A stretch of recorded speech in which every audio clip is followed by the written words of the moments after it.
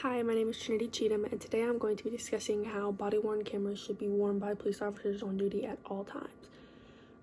40% of general law enforcement agencies have acquired body-worn cameras, and for large police departments, this number is only around 80%. This number should be at 100%, no matter the odds at all. Body-worn cameras should be worn by officers on duty at all times, no matter the situation. Not only do body-worn cameras help protect the officers who are involved in a case, but it also helps protect the public who are also involved in the act as well. 89% of Americans all support the fact that police officers should wear body-worn cameras, with 53% strongly supporting the idea, 35% somewhat supporting the idea, and only 11% of Americans opposing the idea completely.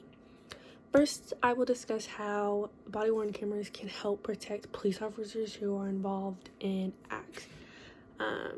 It keeps them safe no matter what happens, so that the law enforcement knows which direction to go after something has occurred.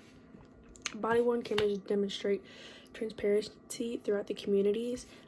It helps document statements, and they also make observations on behaviors with how criminals act around law enforcement.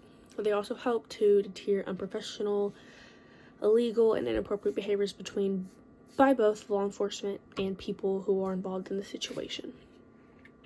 My next point that I will discuss is how body-worn cameras can help people who are involved in situations.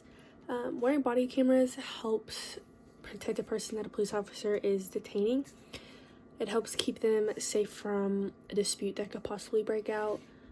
An example of this is the George Floyd case, and I believe it was back in 2020 or 2021.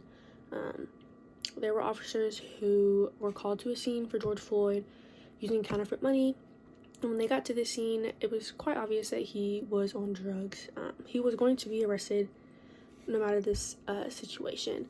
But the officers who were involved in this case kneeled on George Floyd's neck for, I want to say, around 2 minutes. And ultimately, in the videos, you can hear him crying out for his mother and his girlfriend, and like telling him to get off. And there are also bystanders around who are also around saying, like, get off of him. Like, there's no reason to use this unnecessary force.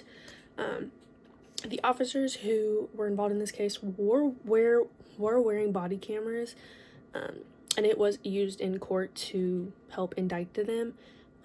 If these officers weren't wearing the cameras, even though there were bystanders who were recording the situation, if there had been no evidence to this happening at all, these officers probably would have never been indicted, and they probably would have been back on the police force and done the same thing to somebody else who might not have deserved to even be pulled over in the first place.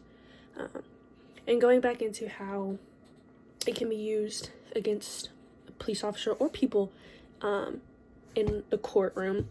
Body cam footage is used in courts and trials to get suspects or officers indicted. In a courtroom, anybody, both officers and people, they have the rights of the Fifth Amendment, which gives them the right to remain silent, to like speaking or any physical terms. So wearing body cameras helps, because if it is properly put in as evidence, it can be used against officers and people who are involved in the case.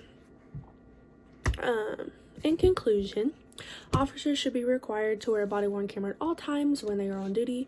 It helps protect themselves and the people they are detaining if a dispute breaks out. Body-worn cameras are very effective in the courtroom and figure out which party was in the wrong during the situation. Body-worn cameras are effective in keeping all parties involved in an incident safe and help to serve justice if something does go wrong.